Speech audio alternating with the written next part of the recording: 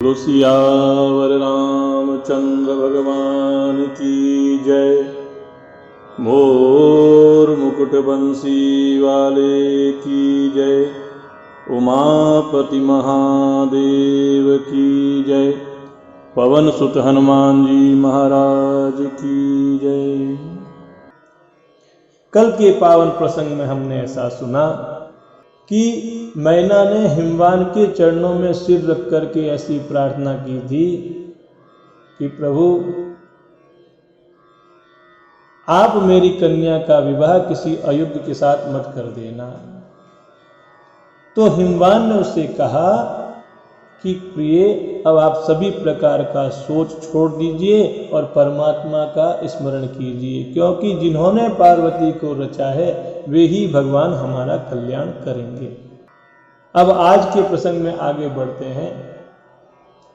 प्रिया सोच पर हरहु सबन सुमिरौ श्री भगवान। पार्वती निर्भय हो जहि सोई करहि कल्याण। सियावर रामचंद्र पद जय शरणम। जय सिया राम जय जय सिया राम जय सिया राम जय जय सिया राम। अब जो तुम सुता बरनेऊ तो बस जाय सिखावन देव।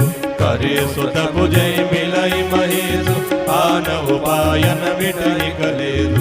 नारद वचन सगर्भ सहेतु सुंदर सब गुण निधि वृष केतु। अस विचारि तुम तजहु असंग सबहि बाधि शंकर अकलंग। सुनि पति वचन हरसि मन माय गई तुरत उठि गिरिजा पाई। तुम्हि बिलोकि नयन भरि भाई सहित स्नेह गोद बैठाई। बारहि बार लेति उर लाई गद गद खंडन कछु कहि जाय। जगत मातु सर्वज्ञ भवानी मातु सुखद बोली मृदुवान। जय सिया राम जय जय सिया राम जय सिया राम जय जय सिया राम। सुनहि मातु मैं दीख यस सपन सुनावहु तो। सुंदर गौर सुविप्रवर अस उपदेश मोहि सियावर रामचंद्र पद जय शरणम। जय सिया राम जय जय सिया राम जय सिया राम जय जय सिया राम। हिमवान मैना को कहते हैं कि यदि तुम्हें अपनी कन्या पर प्रेम है तो जाकर के उससे कहो, उसको शिक्षा दो कि वह ऐसा तप करे जिससे उसको शिव जी की प्राप्ति हो जाए। और कोई दूसरा उपाय है ही नहीं जिससे हमारा यह क्लेश मिट सकता है। देखो, नारद जी के जो वचन रहस्य से युक्त थे वह किसी कारण से है। बिना कारण से नारद जी ऐसे वचन नहीं कहते हैं। और भगवान शंकर समस्त सुंदर गुणों के भंडार है। ऐसा विचार करके तुम अपने मन के संदेह को छोड़ दो और शिव जी को सभी तरह से निष्कलंक जान करके उनकी पूजा करो। मैना ने अपने पति के वचन सुने और मन में प्रसन्न होकर के तुरंत वहां से पार्वती के पास चली गई। अब माता जब पार्वती के पास पहुंची तो पार्वती को देखकर उनके आंखों में प्रेम के आंसू आ गए। उन्होंने स्नेह के साथ अपनी पार्वती को गोद में बैठा लिया, बार बार उसको हृदय से लगाने लगी और प्रेम से मैना का गला भर आया। कुछ उससे कहा नहीं जाता था, कुछ कहना चाहती लेकिन बोल नहीं पाती है। अब जगत जननी भवानी जी तो सर्वज्ञ ठहरी, वह तो सब कुछ जानती थी। लेकिन माता के मन की दशा को जानकर उन्होंने अपने माता को सुख पहुंचाने वाली कोमल वाणी से कहा। क्या कहा? सुनहि मातु मैं दीख यस सपन सुनावहु तोहि। कि माता सुनो, मैं तुम्हें सुनाती हूँ। मुझे एक ऐसा स्वप्न दिखाई दिया। क्या दिखाई दिया? सुंदर गौर सुविप्रवर हस उपदेश मोहि। कि मुझे एक सुंदर गौर वर्ण के श्रेष्ठ ब्राह्मण ने ऐसा उपदेश दिया है। क्या उपदेश दिया है? जय सिया राम जय जय सिया राम जय सिया राम जय जय सिया राम। सुनहि मातु मैं दीख यस सपन सुनावहु तो। सुंदर गौर सुविप्रवर अस उपदेश मोहि सियावर रामचंद्र पद जय शरणम। जय सिया राम जय जय सिया राम जय सिया राम जय जय सिया राम। करहि जाय तप शैल कुमारी नारद की आसु सज विचारी। मातु पितय मुनि यह मत भावा तब सुख प्रद दुख दोषन जावा।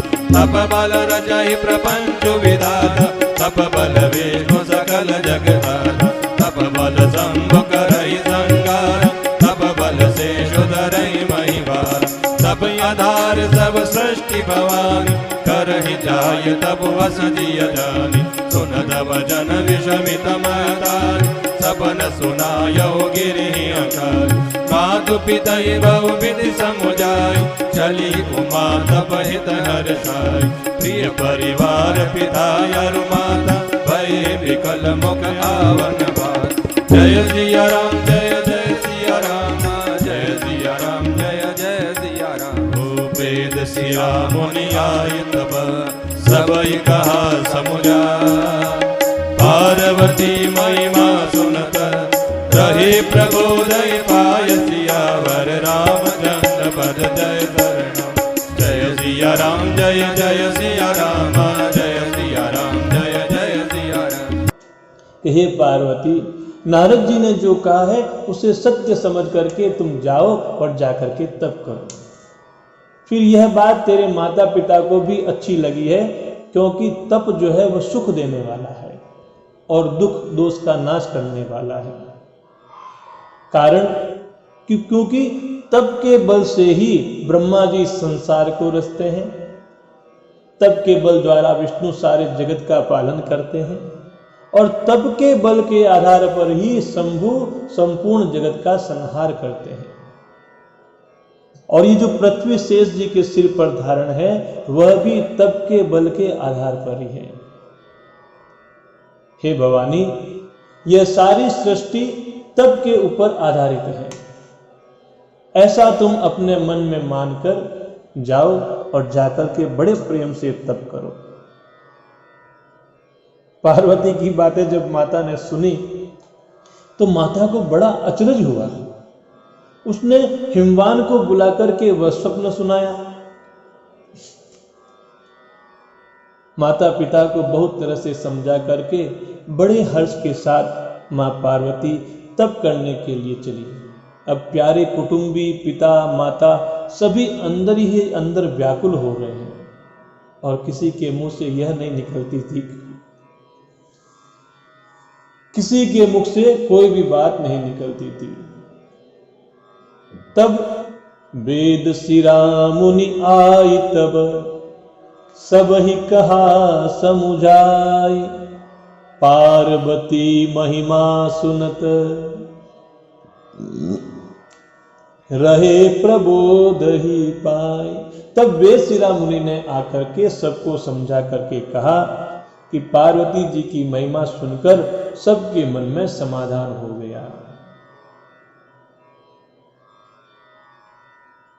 अब जब पार्वती जी तपस्या करने के लिए निकली है तो उन्होंने भगवान शंकर को अपने हृदय में धारण कर लिया।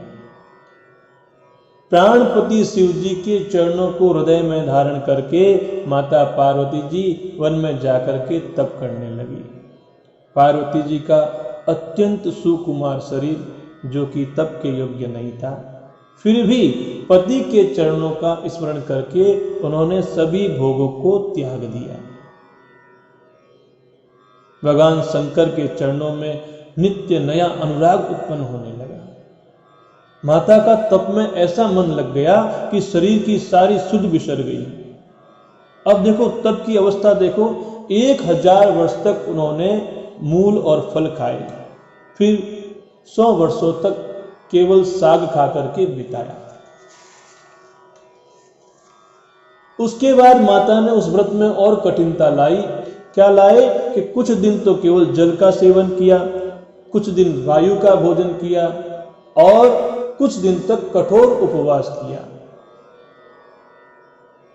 जंगल में जो बेल पत्र सूख करके पृथ्वी पर गिर जाते थे 3000 वर्षों तक माता ने केवल उन्हीं को खाया। इसीलिए नारद जी ने कहा था कि यह तप बहुत कठिन है।